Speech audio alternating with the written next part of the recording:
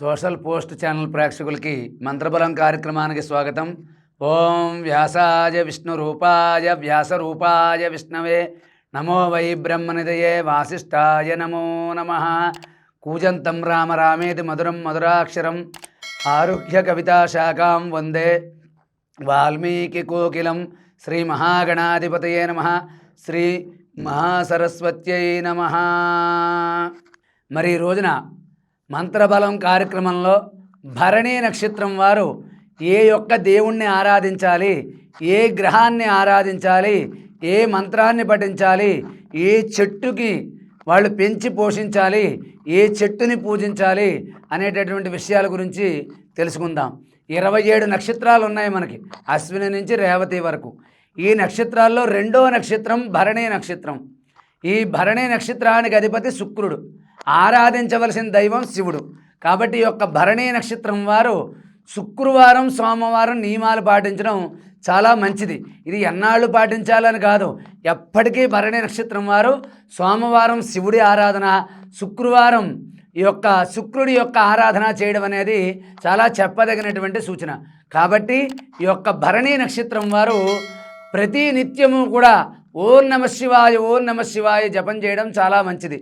ఈ భరణీ నక్షత్రం వారు ప్రతి నిత్యము కూడా ఓం నమః శివాయ జపం చేయడం, శివుడికి అభిషేకం చేసిన విభూతిని ధరించుకోవడం చాలా మంచిదన్నమాట. అదేవిధంగా వీళ్ళు నవగ్రహాల్లో శుక్రుణ్ణి ఆరాధించాలి. శుక్రుడికి ఇష్టమైన రంగు తెలుపు. వీళ్ళు సోమవారం నాడు శుక్రవారం నాడు తెల్లని వస్త్రాలు ధరించాలి. భరణీ నక్షత్రం వారు సోమవారం శుక్రవారం తెల్లని వస్త్రాలు ధరించడం, శుక్రవారం అమ్మవారిని దర్శించుకోవడం, సోమవారం నాడు యొక్క శివుణ్ణి ఆరాధించడం అనేది చాలా విశేషమైనటువంటి ఫలితం. ఓం నమః శివాయ అనేది వీళ్ళు నిత్యం చేయదగినటువంటి మంత్రం అన్నమాట. ఓం నమః శివాయ ఇది ప్రతిరోజు చేసుకోవడమే. అదేవిధంగా ఓం శుక్రాయ నమః, ఓం శుక్రాయ నమః అనుకుంటూ ఉండడం, ఓం నమః శివాయ. ఈ 2 మంత్రాలు భరణీ నక్షత్రం వారు నిరంతరం చదువుకుంటూ ఉండాలి. అదేవిధంగా అప్పుడు నక్షత్రానికి బలం పెరిగి నక్షత్ర దోషాలు కానీ గ్రహ దోషాలు కానీ ఏదైనా సరే మానసికమైన బాధలు ఉన్నా కూడా తొలగిపోతాయి. అదేవిధంగా మనకు అందుబాటులో ఉంటాయి ఉసిరి చెట్టు. ఉసిరి చెట్టు, పెద్ద ఉసిరి చెట్టు. మనం కార్తీక మాసంలో వనభోజనాలు అవి చేస్తూ ఉంటాం. ఆ యొక్క ఉసిరికాయల మీద దీపాలు పెట్టి దానం చేస్తూ ఉంటాం.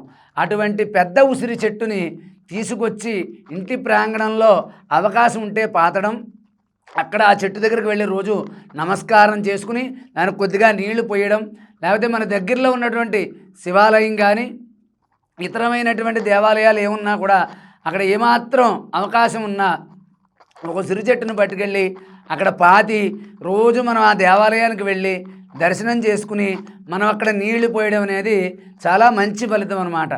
భరణీ నక్షత్రం వారు ఉసిరి చెట్టుకి రోజు నీళ్లు పోయడం, ఉసిరి చెట్టుకి ప్రదక్షిణ చేయడం, ఉసిరి చెట్టు దగ్గర దీపం పెట్టడం అనేది చాలా విశేషమైనటువంటి ఫలితాన్ని కలగజేస్తుంది.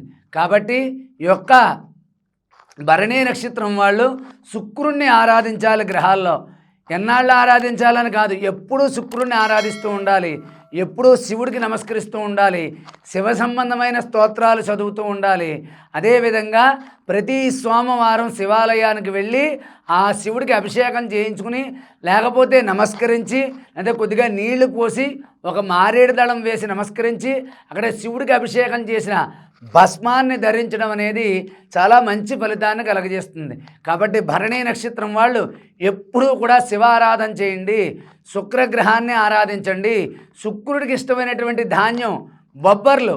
మీరు ఎన్ని శుక్రవారాలు దానం చేయగలిగితే మీకు అంత లక్ష్మీ కటాక్షం. కాబట్టి మీరు శుక్రవారం నాడు నవగ్రహాలు ఉన్న చోటుకు వెళ్ళి బొబ్బర్లు దానం చేయండి. దానం చేయడం కుదరకపోతే గురువారం నాడు రాత్రి మీ ఇంట్లో ఒక గిన్నెలో బొబ్బర్లు పోసి దాన్ని నీళ్ళల్లో నానబెట్టి శుక్రవారం నాడు ఉదయాన్నే మీకు దగ్గరలో ఉన్న గోశాలకు పట్టుకెళ్ళి ఆవుకి దానాగా సమర్పించండి. సర్వదేవతా స్వరూపమైనటువంటి గోవుకి ఈ యొక్క బొబ్బర్లు దానం చేయడం వల్ల మీకు చాలా మంచి ఫలితాలు కలుగుతాయి. నక్షత్రపరమైన దోషాలు తొలగిపోతాయి. నక్షత్ర బలం ఉంటే అన్నింటా బలమే.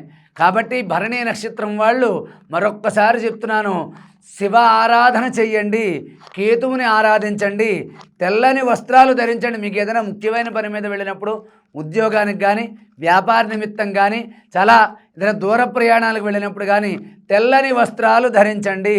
మీకు అవకాశం ఉంటే బ్రాహ్మణులకి తెల్లని వస్త్రాలు దానం చేయండి, పాలు దానం చేయండి, శుక్రవారం నాడు బొబ్బర్లు దానం చేయండి.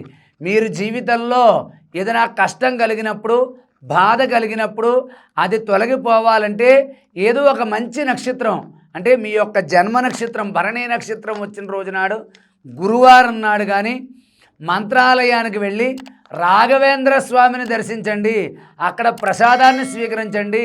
స్వామివారికి మీ కష్టం చెప్పుకుని ఆ మంత్రాలయ రాఘవేంద్ర స్వామి వారిని మనస్ఫూర్తిగా నమస్కారం చేయండి. భరణీ నక్షత్రం వాళ్ళు నేను చెప్పిన మంత్రం చదివి, నేను చెప్పిన పరిహారం పాటించి, నేను చెప్పిన క్షేత్రానికి వెళ్ళి, నేను చెప్పినటువంటి వృక్షాన్ని దర్శించిన, స్పర్శించిన అంటే ముట్టుకున్న, అక్కడ ప్రదక్షిణ చేసినా కూడా మంచి ఫలితాలు కలుగుతాయి. కాబట్టి భరణీ నక్షత్రం వాళ్ళు శివుణ్ణి ఆరాధించండి, శుక్రగ్రహాన్ని ఆరాధించండి, తెల్లని వస్త్రాలు ధరించండి, దానం చెయ్యండి. అదేవిధంగా బొబ్బర్లు దానం చెయ్యండి లేదా గోవుకి సమర్పించండి. మీరు మంత్రాలయానికి వెళ్ళి స్వామివారికి మీ కష్టాన్ని చెప్పుకున్నట్లయితే మంత్రాలయ దర్శనంతో మీ జీవితంలో విశేషమైన మార్పులు కలుగుతాయి. కాబట్టి భరణీ నక్షత్రం వాళ్ళు తప్పకుండా ఈ యొక్క శివ పంచాక్షరి ఓం నమ శివాయ జపించండి, ఓం శుక్రాయ నమః జపించండి, మంత్రాలయ స్వామికి నమస్కరించండి.